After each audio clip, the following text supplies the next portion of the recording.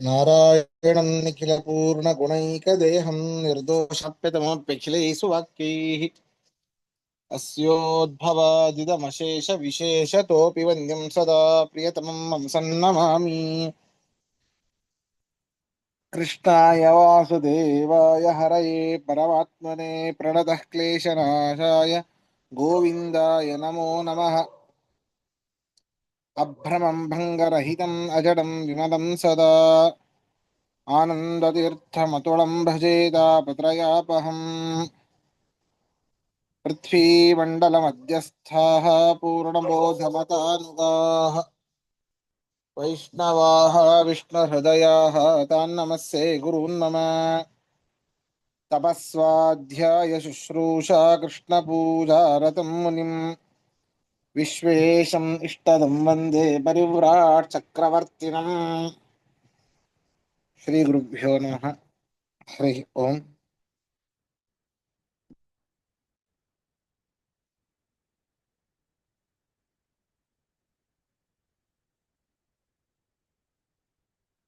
ಹತ್ತನೇ ಅಧ್ಯಾಯದ 6ನೇ ಶ್ಲೋಕ. महर्षयः सप्त पूर्वे चत्वारो मनवस्तथा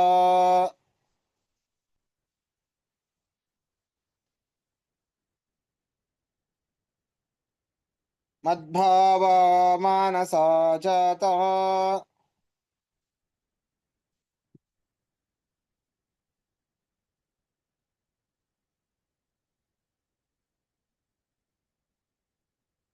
येषां लोक इमा प्रजाः.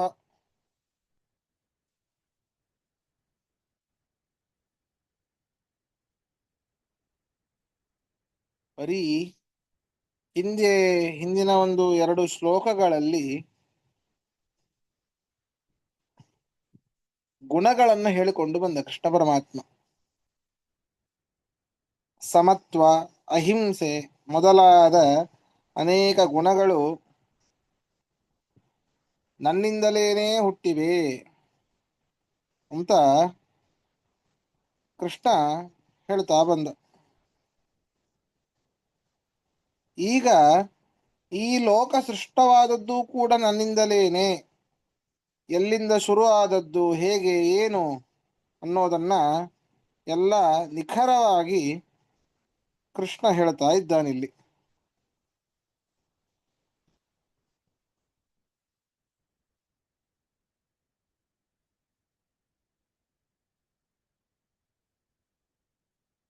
ನೋಡಿ, ಕೃಷ್ಣ ಈಗ ಸಪ್ತ ಋಷಯ ಸಪ್ತ ಮಹರ್ಷಯ ಪೂರ್ವೇ, ಹಿಂದಿನ ಅನೇಕ ಮನ್ವಂತರಗಳಲ್ಲಿ 7 ಋಷಿಗಳು, ಮರೀಚಿ, ಅತ್ರಿ, ಅಂಗೀರಸ, ಪುಲಸ್ತ್ಯ, ಪುಲಹ, ಕ್ರತು, ವಸಿಷ್ಠ ಮುಂತಾದ 7 ಋಷಿಗಳು,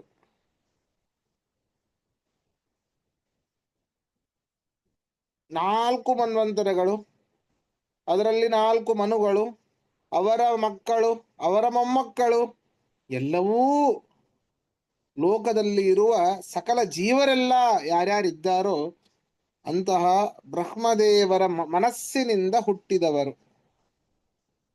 ಸ್ವಾಯಂಭುವ ಮನು, ಸ್ವಾರೋಚಿಷ ಮನು, ರೈವತ ಮನು,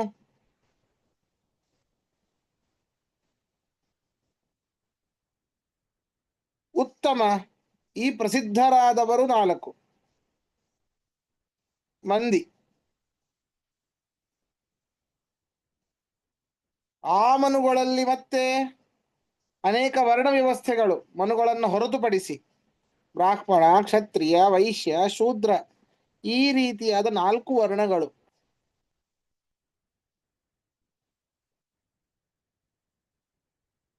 ಇಲ್ಲಿ ಮನುಗಳು ಅಂತಂದ್ರೆ ಬರೀ ಈ ಮನ್ವಂತರಗಳಿಗೆ ಅಧಿಪತಿಯಾದವರು ಅಂತ ಅರ್ಥ ಅಲ್ಲ, ದೇವತೆಗಳು ಅಂತನೂ ಅರ್ಥ. ಯಾಕೆ ಅಂತಂದ್ರೆ ಮನು ಅಂತಂದ್ರೆ ಮನಜ್ಞಾನಿ ಅಂತ ಧಾತು. ಆ ಆ ಧಾತುವಿನಿಂದ ನಿಷ್ಪತ್ತಿಯಾಗಿರುವಂತಹ ಈ ಒಂದು ಶಬ್ದ ಆಗಿದೆ. ಆದ್ದರಿಂದಾಗಿ ಮನುಗಳು ಅಂದ್ರೆ ಜ್ಞಾನಿಗಳು ಅಂತ ಅರ್ಥ, ಜ್ಞಾನಿಗಳು ಅಂತಂದ್ರೆ ದೇವತೆಗಳು ಅಂತ ಅರ್ಥ. ಹಾಗಾದ್ರೆ ಬ್ರಹ್ಮಾದಿ ದೇವತೆಗಳೂ ಕೂಡ ನನ್ನಿಂದಲೇ ಹುಟ್ಟಿದವರು. ಮದ್ಭಾವ ಮಾನಸ ಜಾತಾ ಯೇಷಾಂ ಲೋಕ ಇಮಾ ಪ್ರಜಾ. ಎಲ್ಲ ಪ್ರಜೆಗಳು ಮೊಟ್ಟ ಮೊದಲಿಗೆ ಬ್ರಹ್ಮದೇವರ ಸೃಷ್ಟಿ, ಪರಮಾತ್ಮನ ನಾಭಿ ಕಮಲದಿಂದಾಗಿ ಚತುರ್ಮುಖನ ಉತ್ಪತ್ತಿ. ತದನಂತರ ಅವರ ಮನಸ್ಸಿನಿಂದ ಇಂತಿಂತವರ ಸೃಷ್ಟಿ ಮಾಡ್ತಾ ಹೋದ. ಹೌದಾ? ಈ ರೀತಿ ಇದು ಇಲ್ಲಿ ಅಷ್ಟು ವಿವರವಾಗಿ ಬೇಡ. ಆದರೆ 7 ಋಷಿಗಳು, 4 ಮನುಗಳು. ಈ ಮನುಗಳು ಅಂದ್ರೆ ಕೇವಲ ಮನುಗಳು ಅಂತ ಅರ್ಥ ಅಲ್ಲ. ಮನವಾಹ ತಥಾ ಮನುಗಳು 4 ಮನ್ವಂತರಗಳ, ಈ ಅಂದ್ರೆ ಮನ್ವಂತರಗಳಿಗೆ ಅಧಿಪತಿಯಾದವರು ಹುಟ್ಟಿದರು. ದೇವತೆಗಳೂ ಕೂಡ ನನ್ನಿಂದಲೇ ಹುಟ್ಟಿದರು. ಆ ದೇವತೆಗಳಲ್ಲಿ ಬ್ರಹ್ಮ, ಚತುರ್ಮುಖ ಬ್ರಹ್ಮನ ಮನಸಾಜಾತಾಹ, ಬ್ರಹ್ಮನ ಮನಸ್ಸಿನಿಂದ ಕೂಡ ಎಲ್ಲರೂ ಅನೇಕ ಪ್ರಜೆಗಳು ಹುಟ್ಟಿದ್ದಾರೆ. ಅದರಿಂದಾಗಿ ಎಲ್ಲರೂ ಕೂಡ ನನ್ನಿಂದಲೇನೆ ಹುಟ್ಟಿದ್ದು ಎಂಬುದಾಗಿ ಇಲ್ಲಿ ಹೇಳ್ತಾ ಇದ್ದಾನೆ. ಅರ್ಥ ನೋಡಿ. ಪೂರ್ವೇ ಹಿಂದಿನ ಮನ್ವಂತರದಲ್ಲಿ,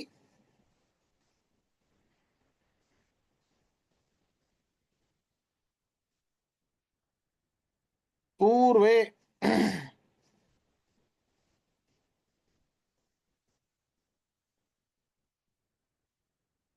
ಹಿಂದಿನ ಮನ್ವಂತರದಲ್ಲಿ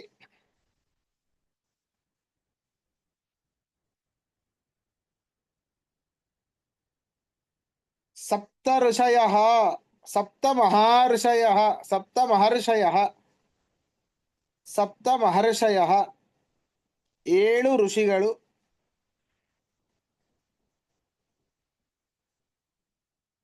7 ಋಷಿಗಳು, ತಥಾ ಹಾಗೇನೆ,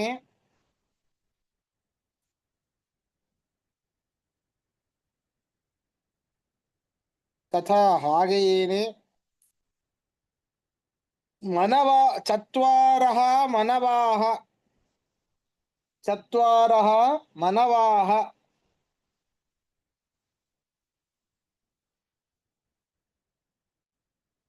ಚತ್ವಾರಃ ಮನವಾಹ 4 ಮನುಗಳು, 4 ಮನುಗಳು,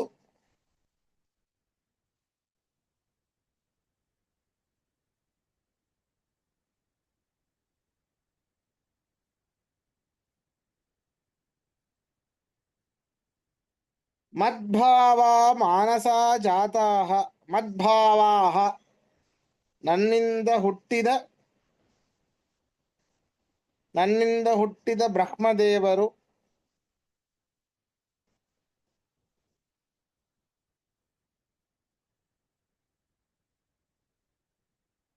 ನನ್ನಿಂದ ಹುಟ್ಟಿದ ಬ್ರಹ್ಮದೇವರು, ಮಾನಸ ಜಾತಾಹ ಬ್ರಹ್ಮನ ಮನಸ್ಸಿನಿಂದ, ಚತುರ್ಮುಖ ಮನಸ್ಸಿನಿಂದ ಹುಟ್ಟಿದ ಅನೇಕ ದೇವತೆಗಳು,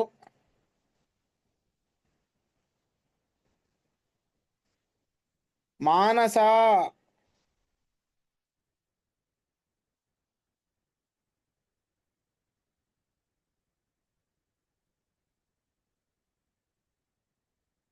ಬ್ರಹ್ಮದೇವರ ಮನಸ್ಸಿನಿಂದ ಹುಟ್ಟಿದ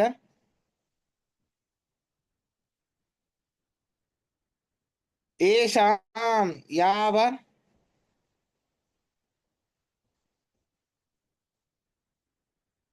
ಇಮಾ ಪ್ರಜಾಹ, ಇಮಾ ಪ್ರಜಾಹ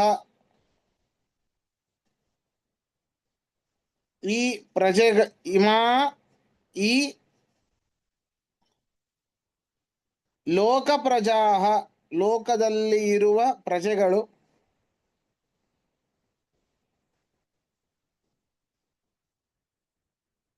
ಲೋಕದಲ್ಲಿ ಇರುವ ಪ್ರಜೆಗಳು.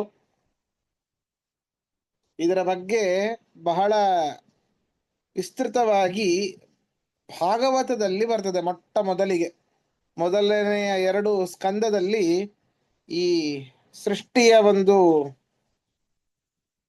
ಪ್ರಕ್ರಿಯೆ ಹೇಗೆ ಶುರು ಆಯಿತು, ಎಲ್ಲಿಂದ ಶುರು ಆಯಿತು, ಹೇಗೆ ಪರಮಾತ್ಮ ಅವತಾರಗಳು ಶುರು ಆದವು ಎಂಬುದಾಗಿ ಬಹಳ ವಿಸ್ತೃತವಾಗಿ ಬರ್ತದೆ ಅಲ್ಲಿ. ನೋಡೋಣ ಅದು ಯಾವಾಗ ದೇವರು ನಮ್ಮಿಂದ ಹೇಳಿಸ್ತಾನೋ ಏನು, ನೋಡೋಣ. ಸರಿ, ಅದೇ ನಾನು ಹೇಳೋಣ ಅಷ್ಟು ಅದೇ. ಬೇಕಾದ್ರೆ ಅದನ್ನ ಭಾದ್ರಪದ ಮಾಸದಲ್ಲಿ ಪ್ರೋಷ್ಠಪದಿ ತರ ಇಟ್ಕೊಂಡ್ರೆ ಆಯ್ತು, ಒಂದು 15 ದಿನ ಅದ್ರ ಬಗ್ಗೆನೆ. ಭಾದ್ರಪದ ಮಾಸದಲ್ಲಿ ಭಾಗವತ ಬಹಳ ವಿಶೇಷ,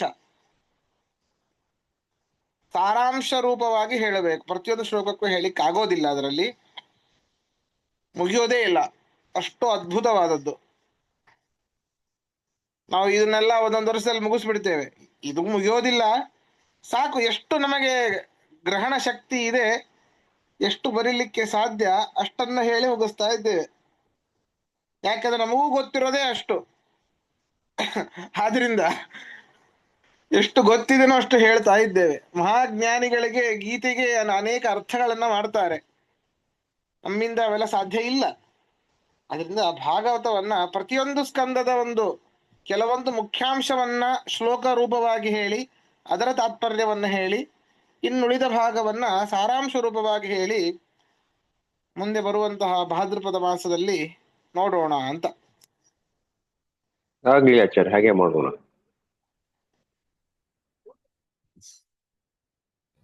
ಖಂಡಿತ ಆಚಾರ್ಯ. ಸಂತೋಷ. ಆದ್ರೆ ಅದ್ಭುತ ಅಂದ್ರೆ ಅದ್ಭುತ ಇದೆ ಅದು. ಅದರಲ್ಲಿ ಮಧ್ಯದಲ್ಲಿ ಒಂದು ಉದ್ಧವ ಗೀತೆ ಬರ್ತದೆ, ಕೃಷ್ಣನ ಲೀಲೆಗಳು, ಪರೀಕ್ಷಿತ ಅನೇಕ ಪ್ರಶ್ನೆಗಳು, ಶುಕಾಚಾರ್ಯರ ಅದ್ಭುತವಾದ ಉತ್ತರ. ಅದು ಅದ್ಭುತ. ಸರಿ, ಲೋಕ ಪ್ರಜಾ, ಲೋಕದಲ್ಲಿರುವ ಅನೇಕ ಪ್ರಜೆಗಳು ಜಾತಾಹ ಹುಟ್ಟಿದರು, ಜಾತಾಹ ಹುಟ್ಟಿದರು.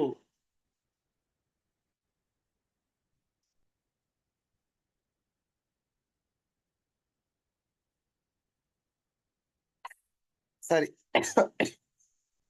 ಪ್ರಶ್ನೆ ಇದ್ರೆ ಕೇಳಿ.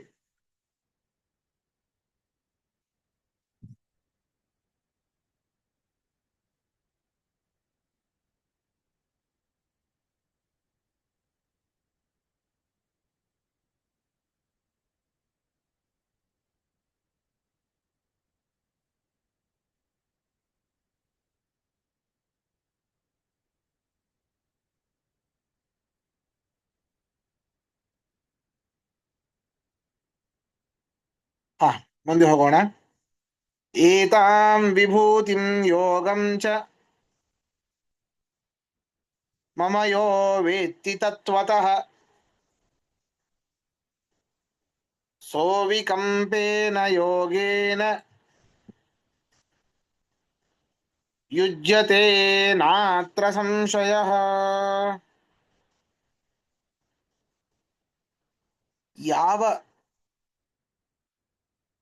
ಯಹ ವೇತ್ತಿ, ಯಾರು ನನ್ನನ್ನ ಈ ರೀತಿ ತಿಳಿತಾರೋ, ಏನು ಏತಾಂ ವಿಭೂತಿಂ, ದೊಡ್ಡ ಕಾರ್ಯ, ಯಾರಿಂದಲೂ ಆಗದೇ ಇರುವಂತಹ ಒಂದು ಭೂತಗಣಗಳ ಸೃಷ್ಟಿ.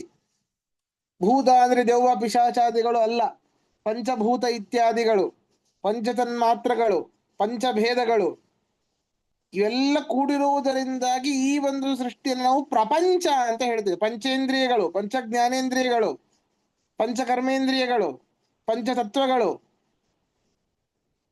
ಪಂಚಭೂತಗಳು, ಈ ರೀತಿ ಪಂಚ ಪಂಚ ಪಂಚ ಸೇರಿರುವುದರಿಂದ ಇದನ್ನು ನಾವು ಪ್ರಪಂಚ ಅಂತ ಕರಿತೇವೆ. ಸುಮ್ಮನೆ ಅದು ಕರೆಯೋದು ರೂಢಿಯಲ್ಲಿದೆ ಅಷ್ಟೇ, ಎದಕ್ಕೆ ಕರಿತೇವೆ ಅನ್ನೋದು ಗೊತ್ತಿಲ್ಲ ನಮಗೆ.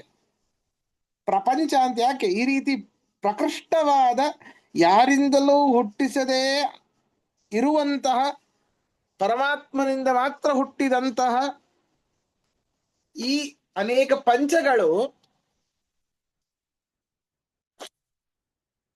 ಪಂಚ ವಾಯುಗಳು, ಪ್ರಾಣ ಅಪಾನ ವ್ಯಾನ ಉದಾನ ಸಮಾನ, ಈ ರೀತಿ ಅನೇಕ ಪಂಚಭೇದಗಳು ಅನೇಕ ಇವೆ ಇದರಲ್ಲಿ, ಪಂಚ ಪ್ರಕಾರಗಳು, ಅದರಿಂದ ಒಳಗೊಂಡಿರುವಂಥದ್ದು ಈ ಜಗತ್ತು. ಆದ್ರಿಂದ ಪ್ರಪಂಚ ಅಂತ ಇದು ದೊಡ್ಡ ವಿಭೂತಿ.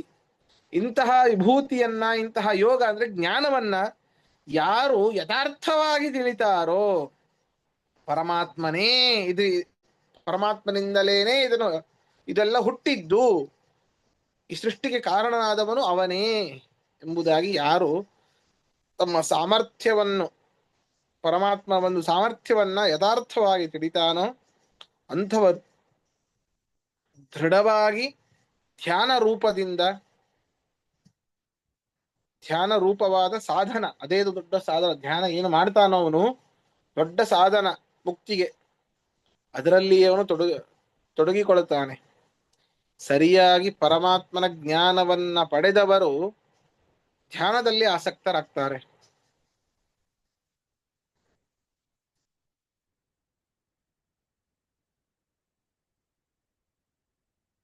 ಅಂತಹ ಧ್ಯಾನ ಸಾಧನದಲ್ಲಿ ಯುಕ್ತರಾಗಿ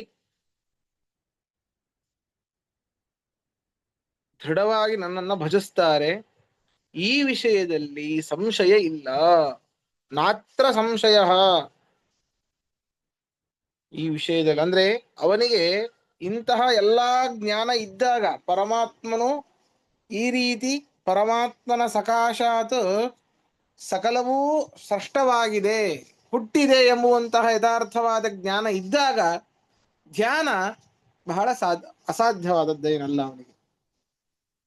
ಎಂತಹ ಧ್ಯಾನ? ಚಂಚಲವಾದ ಅಲ್ಲ, ಅಚಂಚಲವಾದ, ಅವಿಕಂಪೇನ ಅಚಂಚಲವಾದ ಒಂದು ಧ್ಯಾನದಲ್ಲಿ ಅವನು ತನ್ನನ್ನು ತಾನು ತೊಡಗಿಸಿಕೊಳ್ಳುತ್ತಾನೆ. ನಾತ್ರ ಸಂಶಯ, ಈ ಒಂದು ವಿಷಯದಲ್ಲಿ ಸಂಶಯವೇ ಇಲ್ಲ.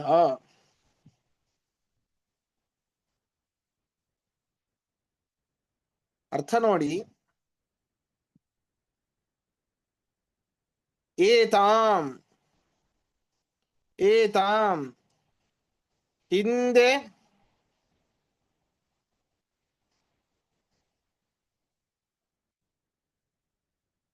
ಹೇಳಿರುವ ಅಂದ್ರೆ ನಮೇವಿದು ಸುರಗಣಾಹ, ದೇವತೆಗಳು ಕೂಡ ನನ್ನನ್ನು ಸರಿಯಾಗಿ ತಿಳ್ಕೊಂಡಿಲ್ಲ ಅಂತ ಹಿಂದೆ ಹೇಳಿದ್ದ ಕೃಷ್ಣ ಪರಮಾತ್ಮ. ಏದಾಂ ಹಿಂದೆ ಹೇಳಿರುವ ಪ್ರಕಾರವಾಗಿ,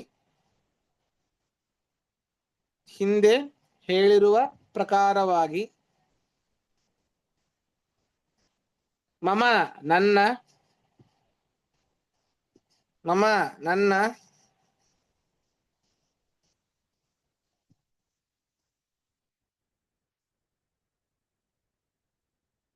ಮಮ ನನ್ನ ವಿಭೂತಿಂ ವಿಶಿಷ್ಟವಾದ ಸ್ಥಿತಿಯನ್ನು,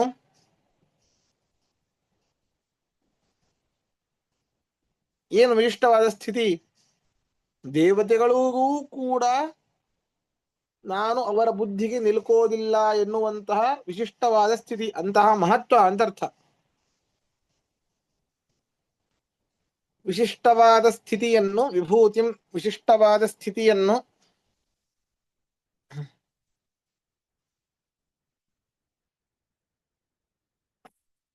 ಯೋಗಂಚ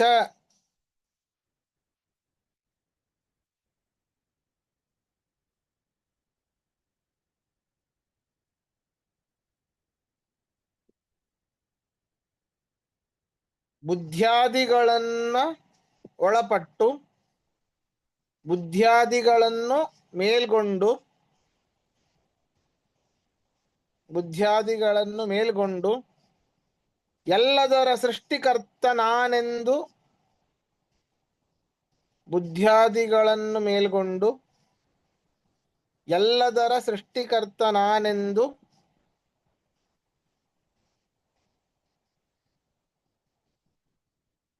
ಯಹ, ಯಹ ಹೇಳಿದಿನ ನಾನು ಫಸ್ಟಿಗೆ? ಇಲ್ಲ, ಸರಿ ಸರಿ, ಹೇಳಿಲ್ಲ.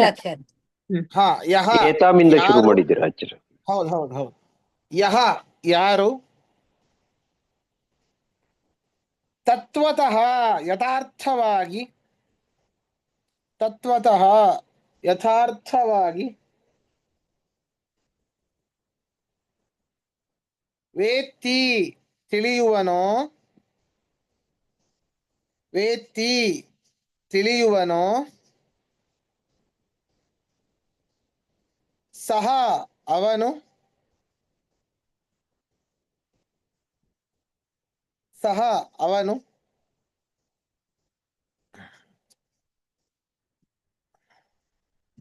ಅವಿಕಂಪೇನ ನಿಶ್ಚಲವಾದ,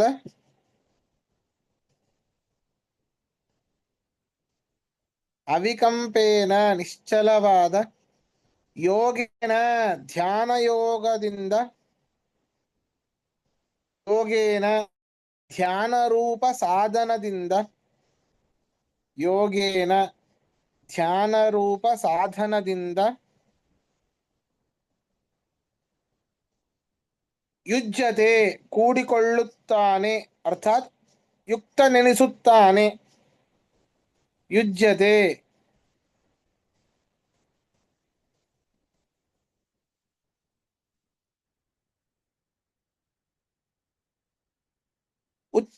ಯುಜ್ಯತೆ ಯುಕ್ತ ನೆನೆಸುತ್ತಾನೆ.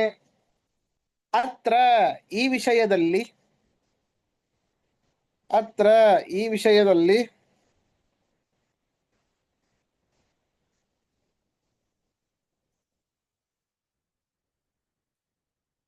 ನ ಸಂಶಯ ಸಂದೇಹವಿಲ್ಲ, ನ ಸಂಶಯ ಸಂದೇಹವಿಲ್ಲ.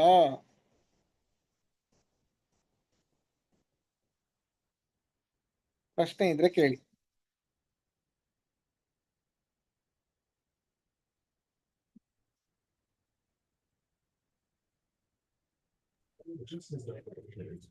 ನಮೇ ವಿಶು ಸ್ವರಾಗನ ಏನ್ ಹೇಳಿದ್ರಿ ಮತ್ತದ್ ಹೇಳ್ತೀರಾ? ಹಾ, ನಮೇ ದೇವತೆಗಳು. ನಮೇ ವಿದುಹು ಸುರಗಣಾಹ, ಹಾ ಸರಿ. ನಮೇ ವಿದುಹು ಸುರಗಣಾಹ.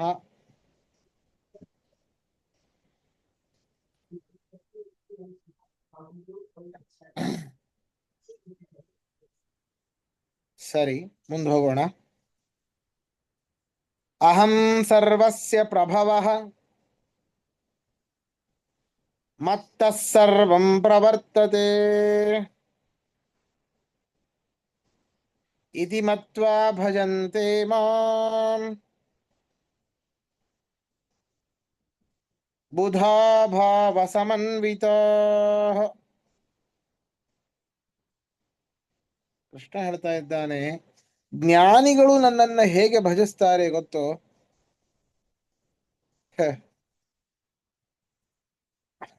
ದೀಡ್ ಪಂಡಿತರೆಲ್ಲ ನಾವೆಲ್ಲ ಸ್ವಲ್ಪ ಗೊತ್ತಾದ್ರೆ ನನಗೇ ಗೊತ್ತಿದೆ ಅಂತ ಹೇಳಿ ಎದೆ ಉಬ್ಬಿಸ್ಕೊಂಡು ನಡಿತೇವೆ.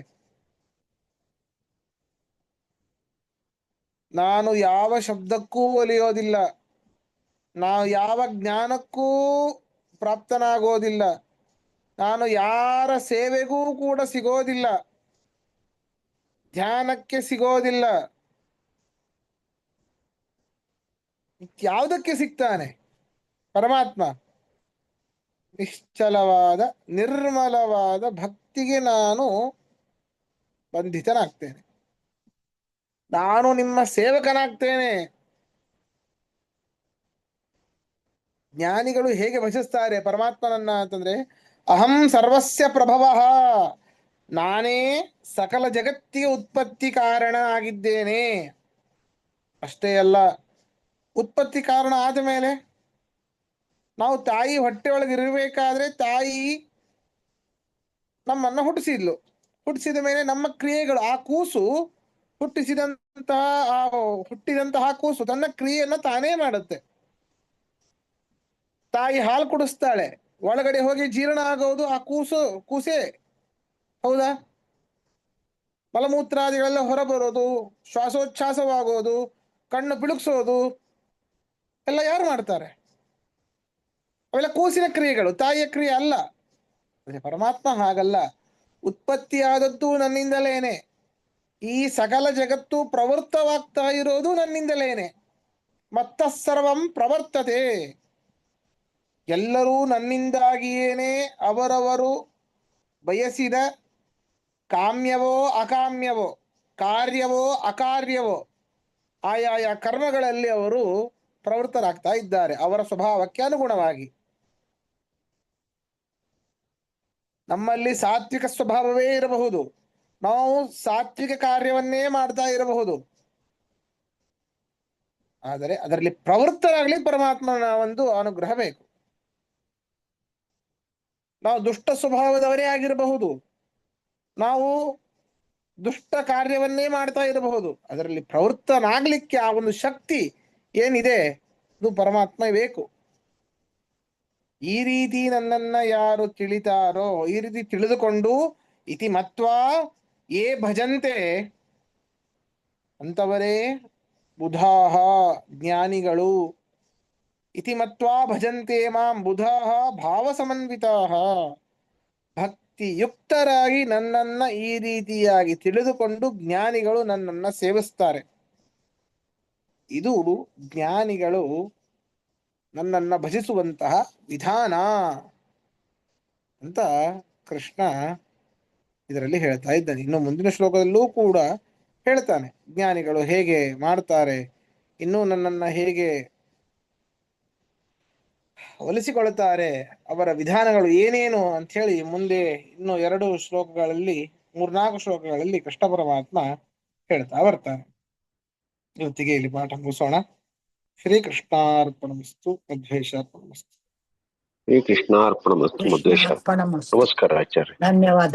ಧನ್ಯವಾದ ಆಚಾರ್ಯ. ನಮಸ್ಕಾರ ಆಚಾರ್ಯ, ಧನ್ಯವಾದ. ನಮಸ್ಕಾರ ಗುರುಗಳೇ. ಮಧ್ವೇಶ ಅರ್ಪಣಮಸ್ತು. ಧನ್ಯವಾದ.